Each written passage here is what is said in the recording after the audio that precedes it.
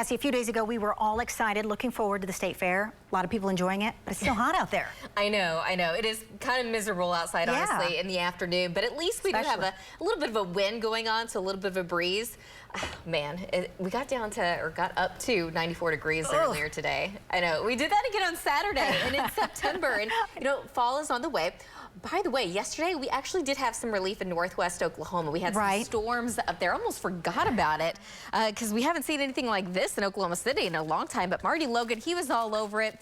He was tracking those storms in northwest Oklahoma as they crossed the border from the Texas Panhandle. But we did have some small hail, some strong wind gusts, and quite a bit of rain just in that part of the state. Yeah, something we haven't seen in a while, and the lightning actually caused a fire as well. Let's go ahead and go to Links 1. I'm going to kind of show you what's going on today. So we made it to 100 degrees this afternoon in Stillwater, 100 in Alvin, 99 in Enid, 99 in Ponca City, and 94 here in Oklahoma City. So where does that put us for the month so far? We're almost 1 degree above average. We had a couple of days in there where we actually did get down into the 70s, and the trend is that it's looking pretty hot and dry, but we do have some cold fronts on the way. We're going to talk about that in a moment.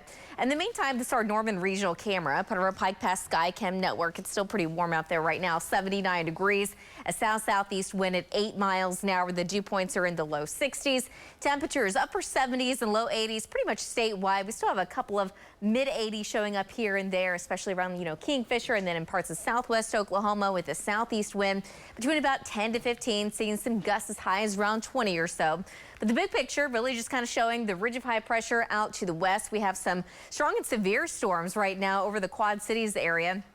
Even some tornado warnings out there, so going from Iowa to Illinois. But this ridge is going to be in place over the next few days. It's going to take some time before the cold front moves in, but eventually it will. Right now, the plan is for that cold front to move in sometime late Wednesday evening, Wednesday night. So Wednesday is going to be incredibly hot. Highs will likely reach the mid and upper 90s across the state, but by Thursday, I think any one location should drop about 10 to 15 degrees. Now, Thursday, again, looking pretty nice, but by Friday, we're going to start to warm things back up. The good news is we still see more cold fronts in the way, but it's looking less hot. It's not looking cool by any means. Temperatures dropping down into the 80s. So again, still a little bit above normal for the extended period. So tonight, dropping only to about 70 degrees. We're going to keep that wind between about 10 to 20 miles an hour. Again, pretty much statewide, but 74 in Ponca City, 72 in Alva, 70 degrees tonight in Lawton, and 70 by tomorrow morning in Altus. So starting out mild, and we're going to end up hot again. The normal this time of year is 83 degrees. We're easily going to be about 10 degrees warmer than that. Right now, I'm going with a high of about 94. In Oklahoma City, we're going to see a little bit more wind in western Oklahoma, 98 in Alva, 98 degrees in Ponca City, 96 in Ada, and 98 tomorrow afternoon in Durant.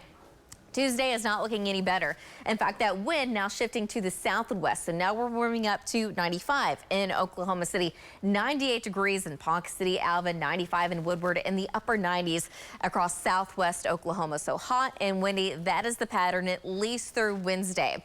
Out ahead of the cold front that again is not moving through until late Wednesday evening into Wednesday night.